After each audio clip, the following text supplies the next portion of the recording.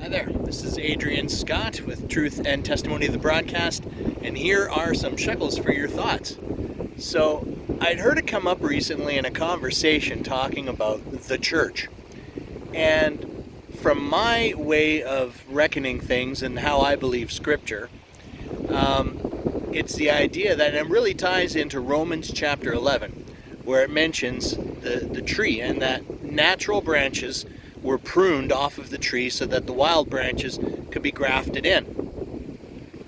And the wild branches, the Gentiles, the natural branches being Israel. Now, it doesn't say all of Israel was grafted out. The whole tree wasn't removed. There were some branches, so a remnant remains, that were pruned out so the Gentiles could come in. So that's kind of the capstone of all of this. But it also connects to this idea, in my reckoning, that the Bible is valid and true in its entirety for all of us today, as it has always been. And that it is that combination of really two witnesses, and ties into what I talked about in the concept of the Hebrew word for fruit, where you have both what you say and what you do that go together to make fruit. And are you producing good fruit or bad fruit? That also ties in the idea of hearing the word, receiving it, embracing it, and acting on it, doing it. So another one of the sayings that I have is, I keep the Torah not to get saved, but because I am saved.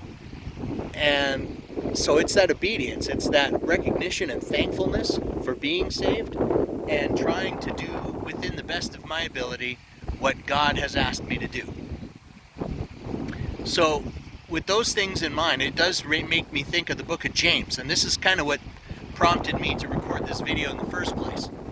In the book of James, basically he's the one that makes the reference to faith without works. So hearing but not doing anything about it is valueless. Faith without works is dead. So you got to have both of those things, what you say and what you do. So what kind of fruit are you bearing? I ask myself that every day, and it's always a challenge to, try to keep true to yourself and stay true to the world in a world that is just so easy to get distracted by the cares of this world and become indeed the thorns in that soil where the seed is planted. So I just wanted to plant that thought in mind. And I'm actually going to do a few more videos where I'm going to hit on that topic a bit more, because what I'd really like to do is bring a good body of scripture to back up what I'm saying. It's not just about hearing me. You should always be going and confirming it within the scriptures for yourself. Don't ever just take my word for it. I'm still learning. So, I'm on as much of a learning curve as anyone else. This is the realizations that I have discovered. And hopefully I'll keep changing as I learn things and adapt. And one thing I do try to be with that in mind is to not be entrenched in my viewpoint. To say, hey, maybe I could be wrong, and to keep an open mind and to just embrace those things. But through all of that, to just keep in mind that faith without works is dead. And it is that combination of what you say and what you do.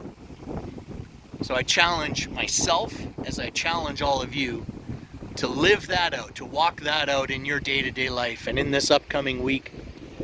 On that note, I will say farewell.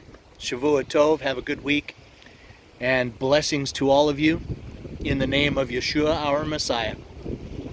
Shalom.